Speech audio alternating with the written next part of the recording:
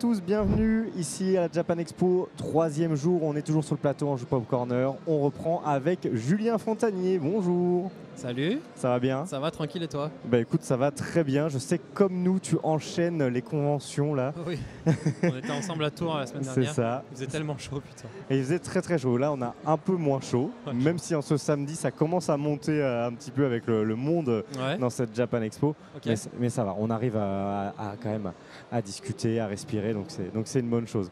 Julien, on va remettre un peu de contexte. Oui. Toi, tu es à la fois prof de japonais, créateur de contenu. Tu as Oui. une chaîne qui s'appelle Cours de japonais. Elle s'appelle toujours Cours de japonais? Toujours. Voilà, avec plusieurs centaines de milliers d'abonnés. 300, ouais. 300 000 abonnés, voilà, qui te suivent, qui apprennent le japonais, Ouais. en passant par la grammaire, le vocabulaire, tout ce qu'il faut. Et puis en y allant avec la passion, tu joues un petit peu de la pop culture, tu joues de la vulgarisation, et ça plaît Exact, beaucoup c'est vrai. à ta communauté. Tu as même sorti 2 bouquins, je crois bien. Ouais. Ces Et 2 dernières- jeux de cartes. Et les jeux de cartes qui vont avec pour Ouais. mémoriser, apprendre les mots. Donc ça c'est top, tu as eu des bons retours. J'ai regardé un petit peu ce qu'il en était. Il y a pas mal de très bons retours là-dessus. On T'as te regardé demande- les ventes ou pas?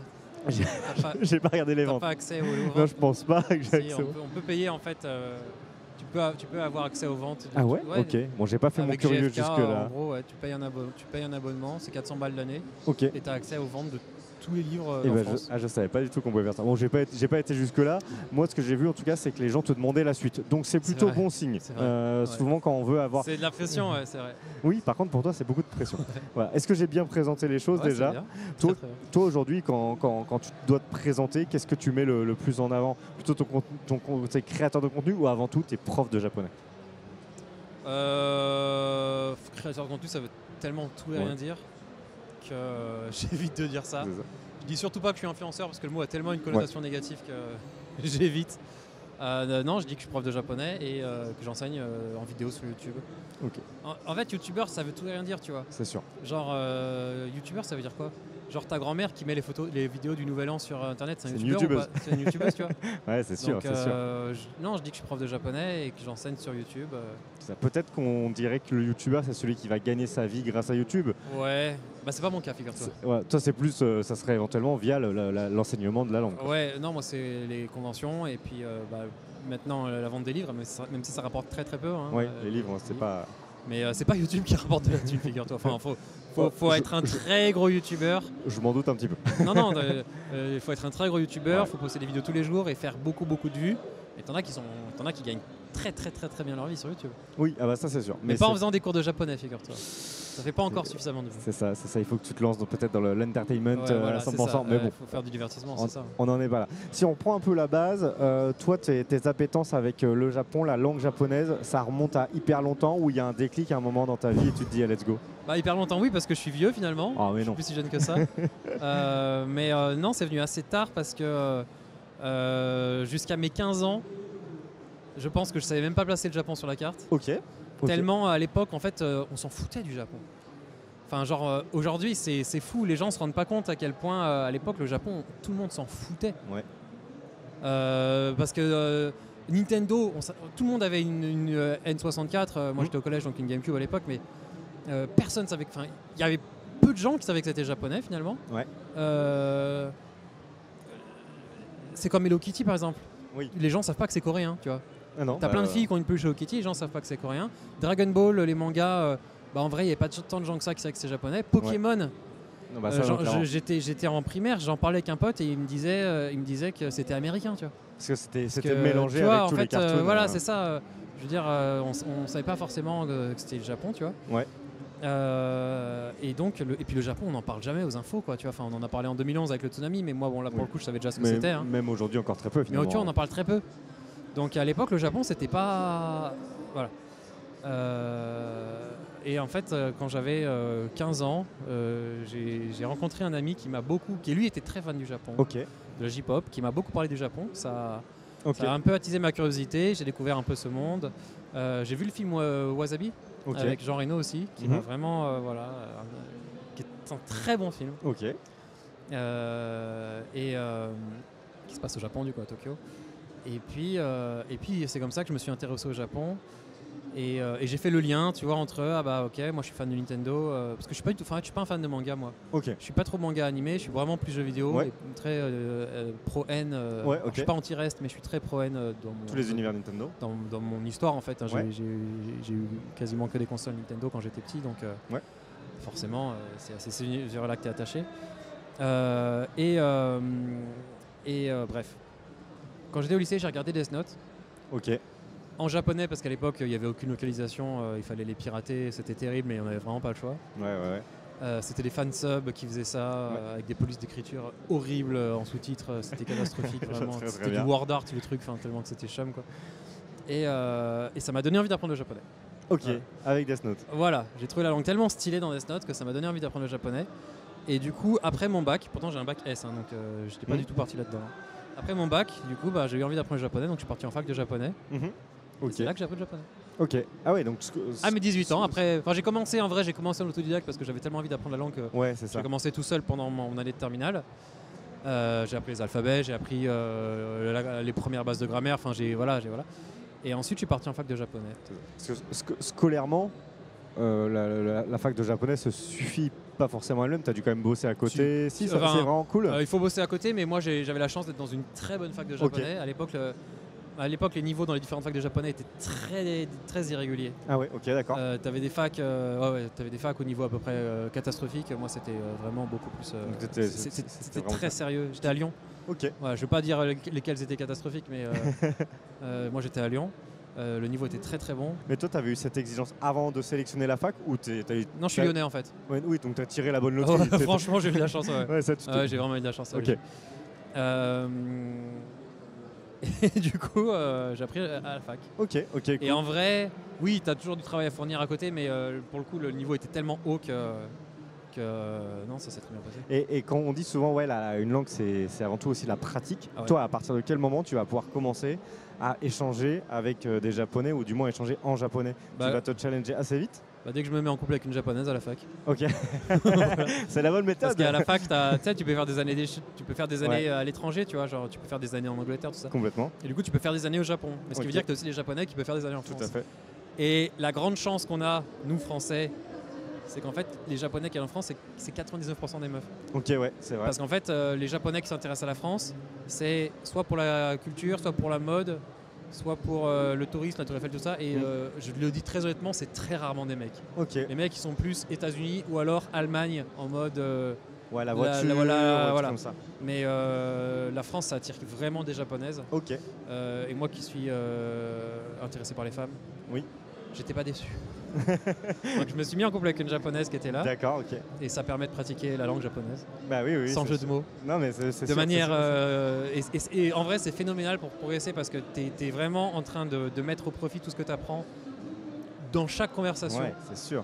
T'es jamais saoulé parce que mine de rien, c'est ta meuf et que tu as des choses à lui dire. Et ce qui est exceptionnel, c'est que chaque mot dans tes conversations que tu n'as pas, tu l'apprends et au moins tu es sûr que tu vas le réutiliser et c'est du vocabulaire utile. Ouais. Parce qu'en cours, on t'enseigne pas forcément des mots utiles au quotidien, tu vois. Et quand tu es dans la vie réelle et que tu as des mots que tu connais pas et du coup tu sors le dico et tu l'apprends, c'est un mot vraiment dont tu as eu besoin, donc crois-moi, tu le retiens. Donc c'est ultra efficace. Et ça va être une manière de parler qui va être en plus naturelle, qui va être celle de et t'apprends le japonais de tous les jours parce que c'est vrai que le japonais, tu as différents niveaux de politesse et les profs sont obnubilés par le fait de t'enseigner le japonais ultra poli, qu'on parle absolument pas entre humains. Et du coup, ça permet d'accéder à un niveau de langage qui est pas celui des cours, mais qui est celui de la vraie vie, mais qui est aussi celui qu'il y a dans les animés en fait.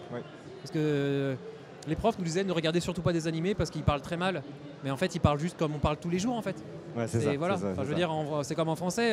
En français, qui encore inverse le sujet et le verbe pour dire des questions genre vas-tu à l'école? Personne ne fait ça. C'est le français réel, mais personne ne fait ça, tu vois. Personne ne fait ça, absolument. Ouais, non, au bout d'un moment, faut arrêter quoi. C'est clair. Donc toi, tu sors de la fac de japonais avec en tête de devenir tout de suite prof. À l'époque, non. À l'époque, je voulais être traducteur chez Nintendo. Bah ouais, ok. Donc il y avait une logique. Parce que le traducteur historique de chez Nintendo, c'est Julien Bardakov. Oui. Tu connais? Oui, on l'a reçu sur ce plateau. Excellent. Voilà. Quand j'étais petit, ça m'avait marqué parce que je m'appelle Julien aussi. Oui. Et du coup, je trouvais ça stylé que le mec qui faisait ça chez Nintendo s'appelait Julien. Et c'est devenu un copain d'ailleurs entre temps. C'est très marrant. Et du coup, j'avais cette idée. Finalement, j'ai jamais fait ça. Et honnêtement, je suis pas sûr que ça m'aurait plu finalement. Peut-être pas, oui. Et du coup, non, en fait, moi j'ai très très vite appris le japonais en fait. Parce qu'en fait, les profs ils nous donnaient les polycopiés de tout le semestre. Et donc tu avançais. Et du coup, moi j'ai pas attendu de faire un semestre assis à une table pour apprendre. Je suis rentré le soir et j'ai tout appris le soir même dans mon lit, quoi, tu vois. J'avais pas le temps, quoi. Du coup, j'ai demandé le polycopié du deuxième semestre et j'ai tout appris, tu vois. Ok. Donc en fait, le japonais, je l'ai appris en 6 mois, tu vois. Enfin, Ok. peut-être même en 4 mois, tu vois. Ok. Alors que tu avais 3 ans de cours à la fac, tu vois. Donc, Ah, mais c'est-à-dire que vraiment tu t'y plaisais, quoi. ah, mais j'avais vraiment, j'étais mort de faim d'apprendre le japonais, quoi. Ok, excellent. Vraiment, en fait, quand t'as des gens qui viennent apprendre le japonais et qui soufflent en mode, Ouais, en fait, t'as pas envie d'apprendre la langue, mon gars. Enfin, moi, je voulais vraiment, j'étais mort de faim d'apprendre le japonais. Ok, excellent. Donc vraiment, j'ai fait que ça pendant, genre, j'ai pas allumé mon PC ou ma console pendant des mois entiers. Vraiment, je faisais que ça. Ouais. Et en fait, très vite, et à côté, et après j'ai fait la fac de japonais. Ouais.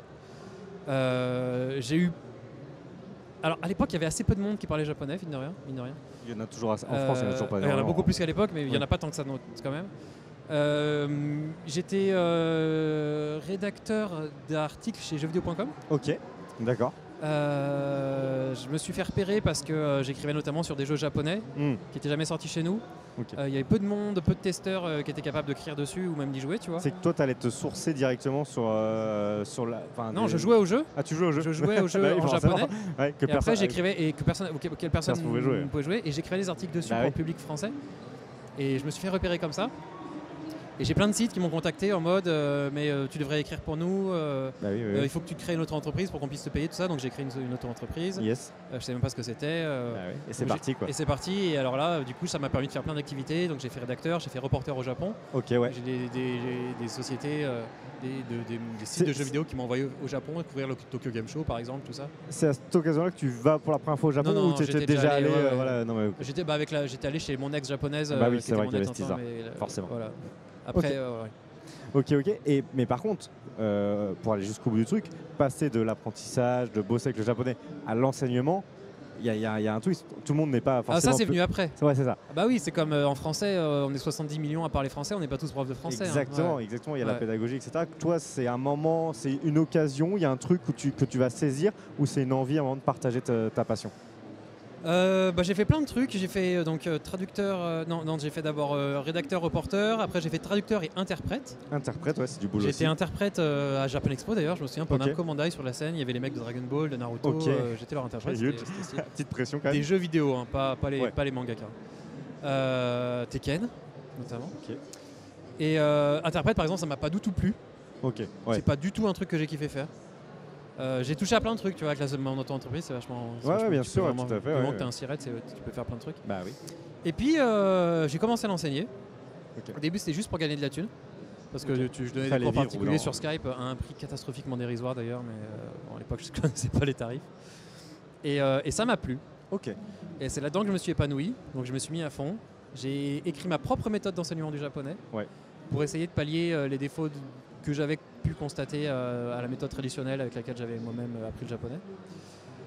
J'ai enseigné le japonais à une trentaine d'élèves en cours particulier. Et en fait, la méthode que j'ai créée, j'ai été assez convaincu qu'elle apportait vraiment quelque chose de nouveau et d'important par rapport aux méthodes traditionnelles. Et à l'époque, j'étais Twitcher. Avant d'être youtubeur, j'étais pas du tout youtubeur. J'étais jamais parti pour. Je m'étais dit jamais je posterai de vidéo sur YouTube. T'étais dans les précurseurs alors sur Twitch. J'étais un des premiers Twitchers. 2014, au début de Twitch. Carrément. Avant on était sur. Non, avant même Twitch, j'étais sur. Justin TV. Non, Dailymotion. Dailymotion, On streamait sur Dailymotion. Et je fais partie des premiers Twitchers. En fait, on a créé un compte Twitch quand Twitch est sorti. Ah, incroyable. Enfin, quand Twitch est devenu.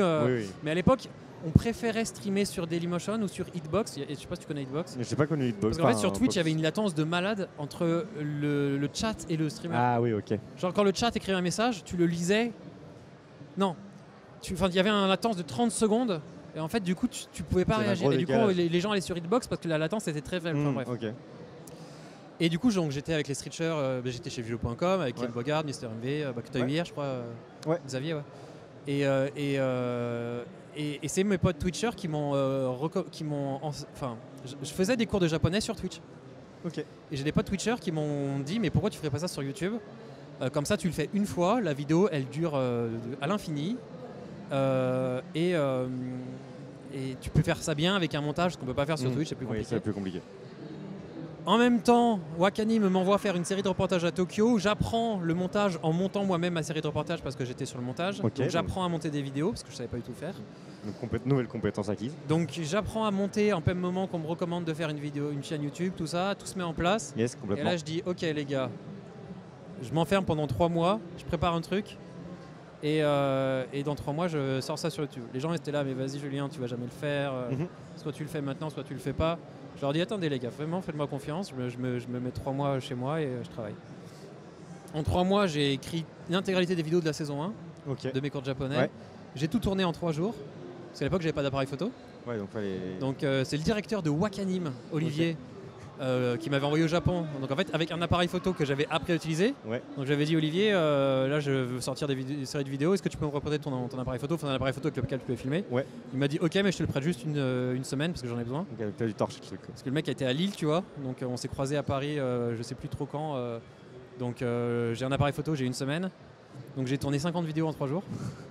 Et des vidéos de 20 minutes en moyenne. Ouais, le rythme 20-25 minutes. effréné, quoi. Ah bah c'était toute la journée de toute façon. Ouais. Et après j'ai tout monté et publié sur plus d'1 an. C'est ça. Et j'ai lancé la chaîne YouTube. Mais en fait j'avais déjà une commu.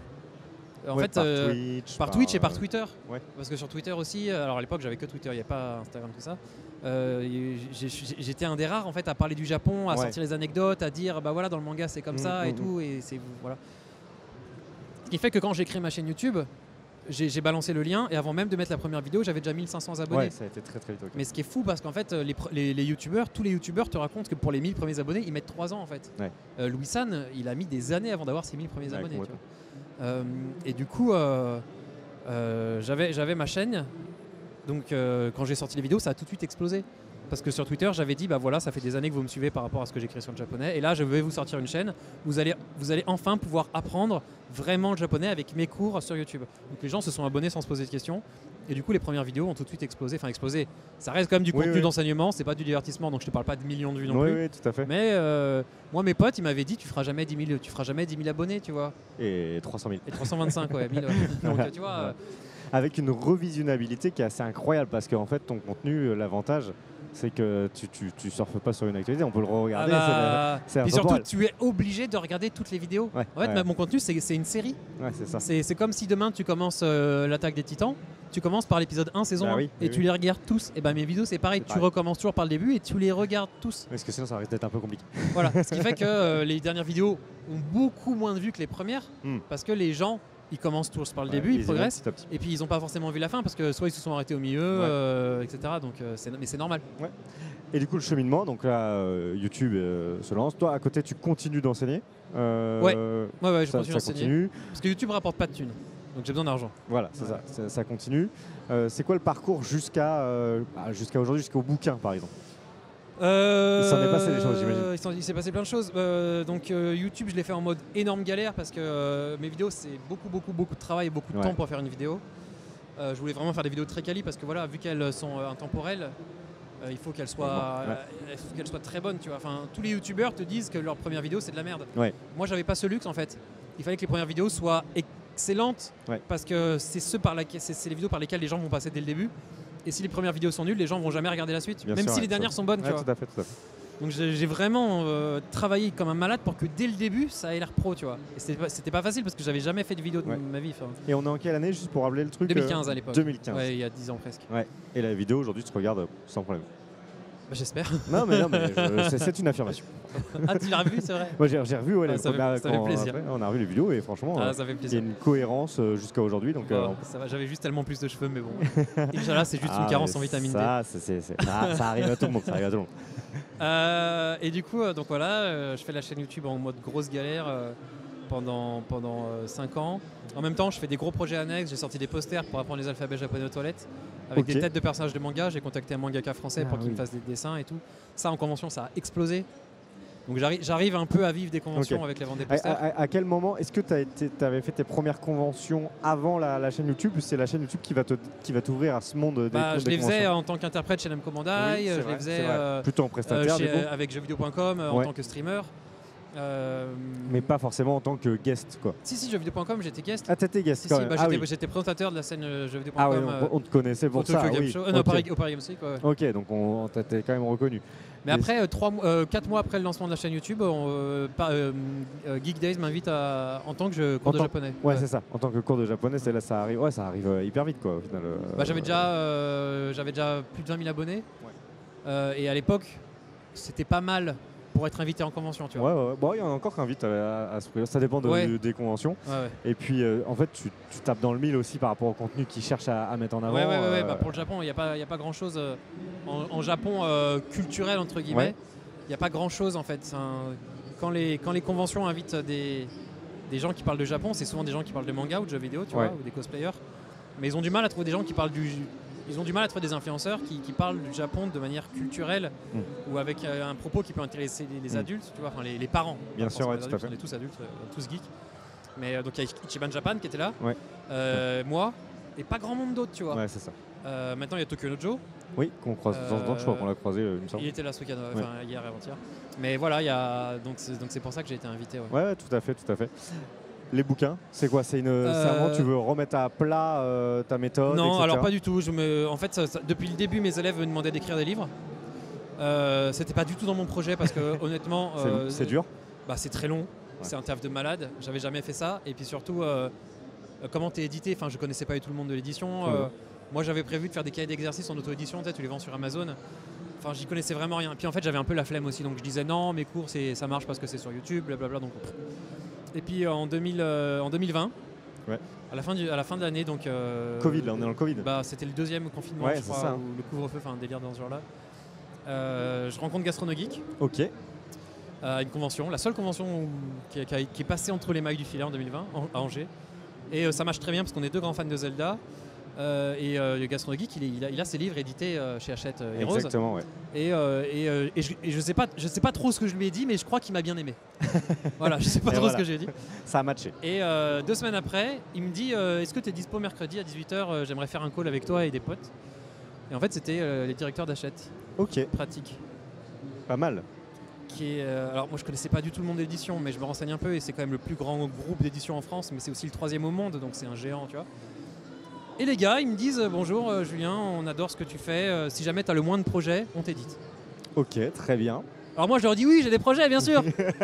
Bien sûr, je vous envoie ça, J'avais aucune idée de ce que j'allais faire, c'était complètement fou parce que maintenant que je suis dans le monde de l'édition, t'as des millions de personnes qui cherchent à se faire éditer. Et c'est très dur. Et c'est extrêmement dur. Autant YouTube, c'est facile, tu crées ta chaîne. Mais se faire éditer, c'est un truc de malade. Bien sûr. T'as des gens, ils passent une vie entière à envoyer des manuscrits à jamais se faire éditer, tu vois. Et je suis très reconnaissant de l'aide que m'a donné Gastronogeek et de cette opportunité de malade parce que moi, j'avais pas ce projet. Hachette me propose ça, tu vois. Puis Hachette, t'es sûr de bosser avec des gens qui font des livres magnifiques, qui te placent très bien en magasin, tu vois. Complètement. Donc je pouvais pas dire non, tu vois. Même si j'avais pas de projet, j'ai dit oui. Oui, c'était une opportunité à saisir. Et c'est là que je me suis dit, faut que je fasse quelque chose, quoi. Et ça s'est naturellement orienté vers mes cours, ma propre méthode, mais pas en format YouTube, en format papier. Et le premier est sorti en 2024, donc 4 ans après, tu vois. Donc 2024. En fait, on a pris le temps. C'est ça. On a pris le temps de faire les choses bien. Écrire un livre, c'est très très long. Le premier livre, je les ai d'ailleurs, putain. Ah bah. Putain, j'ai pas le volume 1. Quelqu'un a le volume 1 dans les mains ou pas? Toi, t'as le volume 1? Ah vas-y, ramène-le, c'est incroyable. Exceptionnel. Voilà. Là, j'ai le volume 2, j'ai les cartes. À contribution. D'ailleurs, si jamais vous voulez les acheter, ils sont à vendre, ceux que j'ai dans les mains. Là. Hop. Ça, c'est les cartes. Les cartes du vol. C'est les cartes. C'est les cartes Kanji, parce que c'est les cartes Kana et les cartes Kanji. Ça, c'est les cartes Kana. Et dans le bon sens, non. Hop. Alors voilà le volume 1 ici. Faut pas que je te sorte mon slip. Ça, c'est le volume 1 et ça, c'est le volume 2. On reconnaît aux couleurs. Donc tu vois, c'est des livres de 300 pages quand même. Ouais, c'est des gros bouquins. C'est des putains de bébés. Hein. Le volume 2, le contenu est plus léger, mais c'est quand même 300 pages.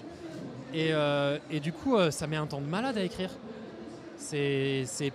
Écrire un livre, c'est... Alors, moi, j'aurais tendance à dire que c'est beaucoup plus facile à faire qu'une vidéo parce que t'as pas le tournage, t'as pas le montage, tout ça. C'est juste du texte, en fait. Ouais, mais t'as d'autres problématiques. Tu as tout ce qu'on appelle le foliotage, le page par page, la mise en page. Alors bien sûr, je suis aidé, hein, je ne suis pas tout seul. Oui, c'est l'intérêt aussi de travailler avec un éditeur qui va te... J'ai une personne qui gère la mise en page, mais en fait, il faut repasser derrière elle tout le temps. Enfin, il faut donner toutes les indications. La personne ne parlait pas japonais. Ouais. Donc la personne doit mettre en page du texte japonais, tu vois. Ça, c'est pas facile. Donc tu as plein de mots qui sont coupés quand il faut pas. Ouais. Donc en fait, mon livre, avant qu'il sorte, je l'ai relu 5 fois, tu vois. Ah ouais, t'as une petite pression supplémentaire pour toi aussi. Ouais, surtout, quand il sort, c'est trop tard pour se rendre compte d'une faute, tu vois. Ouais. La première impression du volume 1, c'était 8000 exemplaires. Ouais. Donc s'il y a une faute à la sortie, il y a 8000 exemplaires qui ont une faute, tu vois. Et j'étais même pas sûr d'en vendre 8000, tu vois. Bon, heureusement, ça s'est très très très bien vendu. Il y avait des fautes dans le volume 1, ouais. Mais depuis, on en a réimprimé. Oui, c'est ça, tu peux faire des petites éditions. De toute façon, ça... Oui, elles ont été corrigées. Donc finalement, ça va, les 8000 exemplaires avec la faute du volume 1. Bon, donc aujourd'hui, on n'est pas. Je vais accélérer parce que malheureusement, on a autre chose. Moi, ce que je voulais quand même te demander, c'est si avec ces 2 volumes, quel niveau on peut espérer en japonais. Est-ce qu'on a quand même ça nous facilite la vie si on fait un petit voyage au Japon, on est déjà pas mal. Complètement. Le volume 1 te permet de maîtriser l'intégralité des règles de l'écriture japonaise. Ok, déjà là c'est... Tu es meilleur en japonais que les japonais. Ok. Vraiment. Ouais, ok. Parce que c'est tout con, mais un étranger qui apprend très très bien le français connaît mieux le français que... Ouais, c'est vrai. Par exemple, il y a un temps en français qui s'appelle le passé surcomposé. Qui sait ce que c'est le passé surcomposé? Voilà, on est d'accord, personne ne sait. Et pourtant, on l'utilise en français. Hein. Ouais. C'est GUTT par exemple. C'est du passé surcomposé. Okay. Et il y a plein de trucs comme ça, tu vois.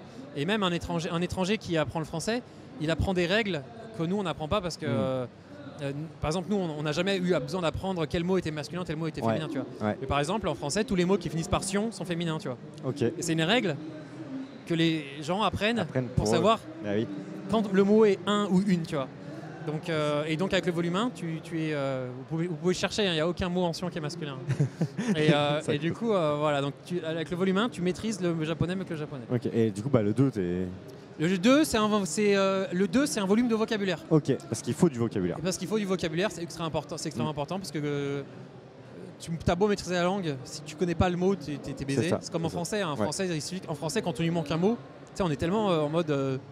on est complètement bloqué, pourtant c'est notre langue, tu vois, donc t'imagines en japonais. Complètement. Volume 2, c'est plus un cahier de vacances avec plein de mots à apprendre, l'étymologie, l'explication sur chaque mot, et puis plein de jeux, des sudoku en japonais, des mots croisés, et puis des fichiers audio pour entendre les mots prononcés. Donc tu as vraiment une couche ludique dans le 2, il est très ludique. Le premier aussi est ludique, mais le 2, c'est vraiment découvrir des mots, leur étymologie, comprendre plein de choses en mode cahier de vacances. Ok. Et ben merci Julien. Du coup, les 2 bouquins dispo partout parce que c'est édité chez Hachette. Les petits jeux pour jouer avec les cartes pour apprendre les kana et les kanji également. Ouais. Rapidement, juste sur cette Japan Expo, pour les gens qui te suivent, là tu avais donné rendez-vous ici. Est-ce que tu es encore là sur le reste du week-end? On te retrouve un peu à droite à gauche? Je suis là demain. J'ai une conférence sur la scène Nezumi à 13h45. Donc juste derrière. Et après, je suis sur Tremplin Web. Okay. Alors maintenant, ça s'appelle Web Rising Talent. C'est une étoile montante du web. Très bien. Et ben voilà. Et ce sera demain également?